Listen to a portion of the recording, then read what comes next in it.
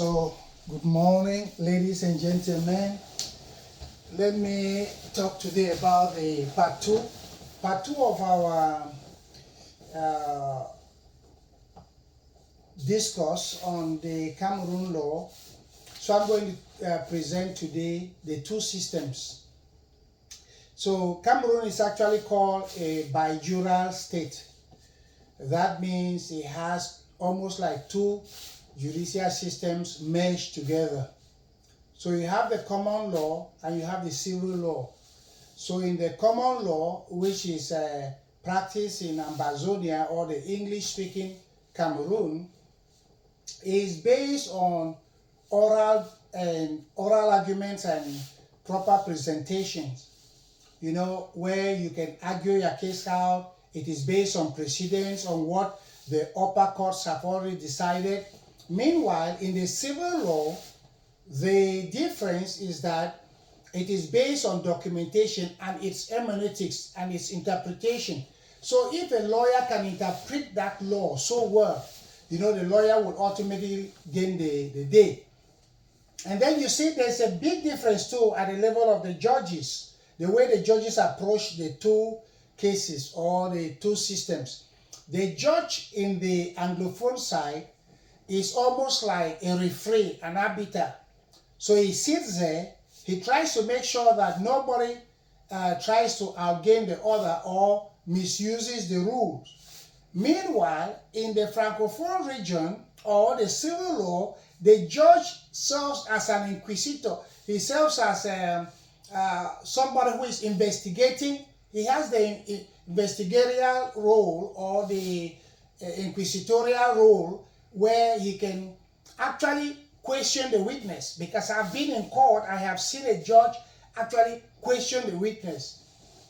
In the English-speaking side, it's not the case. Then one other thing too that you need to know is that at the level of the procedures too, you have the languages. In the Ambazonia side, they use English language. In the French side, in the La République side, they use the French language.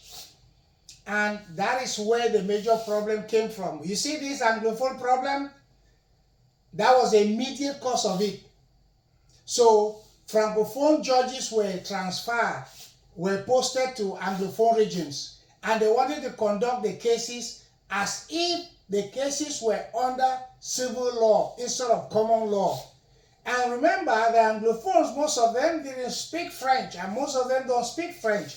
So what did they do? They got angry, and they said, no, we don't want this, we cannot take this. So they take their whims and CCRCs to the street and start to cry with branches in their hands. And when they were crying, the Cameroon government sent their attack dogs with some truncheons to whip their butts, you know, just whip them up and say, get out of this place. So as they were whipping up the Anglophone lawyers, and I should say the lawyers and the prosecutors, they began to cry, whoa, whoa, whoa, yo. They crying. The cries reached the teachers. When the teachers heard about their brothers, lawyers crying, they said, oh, what's happening? Let's go check. So they ran out to check.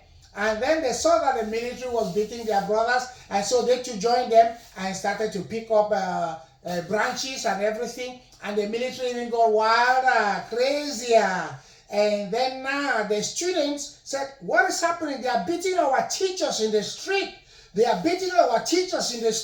So they jumped into the fray, they joined the struggle, and they began to fight. And then the military got even crazier. They started now to shoot them and kill them.